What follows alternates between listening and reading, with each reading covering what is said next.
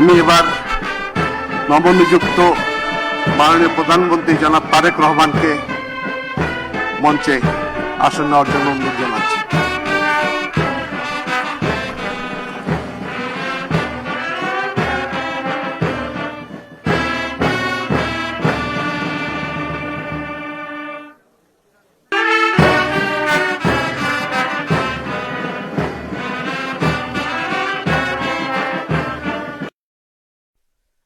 أعوذ بالله من الشيطان الرجيم. بسم الله الرحمن الرحيم.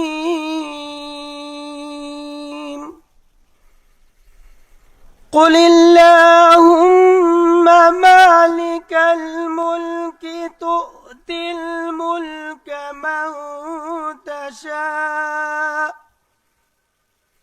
وتنزع الملك ممن تشاء وتعز من تشاء وتذل من تشاء بيدك الخير إنك على كل شيء قدير. صدق الله العظيم. 12 ফেব্রুয়ারি 2026 তারিখে অনুষ্ঠিত ত্রয়োদশ জাতীয় সংসদ নির্বাচনের ফলাফলের ভিত্তিতে গণপ্রজাতন্ত্রী বাংলাদেশের সংবিধানের 56 অনুচ্ছেদের 3 দফা অনুযায়ী রাষ্ট্রপতি ত্রয়োদশ জাতীয় সংসদের সংখ্যাগরিষ্ঠ সদস্যের আস্থাভাজন সংসদ সদস্য জনাব তারেক রহমানকে গণপ্রজাতন্ত্রী বাংলাদেশ সরকারের প্রধানমন্ত্রী পদে নিয়োগ দান করেছেন। আমি এখন নবনিযুক্ত মাননীয় প্রধানমন্ত্রী জনাব তারেক রহমানকে অনুগ্রহপূর্বক রাষ্ট্রপতি মহোদয়ের নিকট প্রধানমন্ত্রী পদের শপথ ও গোপনীয়তার শপথ গ্রহণ করার জন্য সবিনয় অনুরোধ জানাচ্ছি। নবনিযুক্ত মাননীয় প্রধানমন্ত্রীর শপথ পাঠ পরিচালনা করার জন্য রাষ্ট্রপতি মহোদয়কে বিনীত অনুরোধ জানাচ্ছি।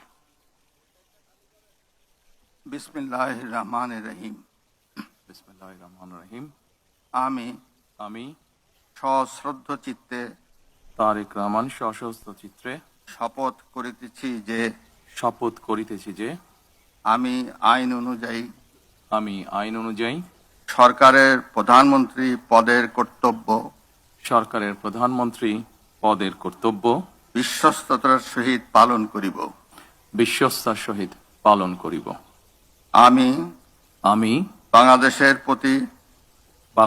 প্রতি অকৃত্রিম বিশ্বাস ও আনুগত্য পোষণ করিব।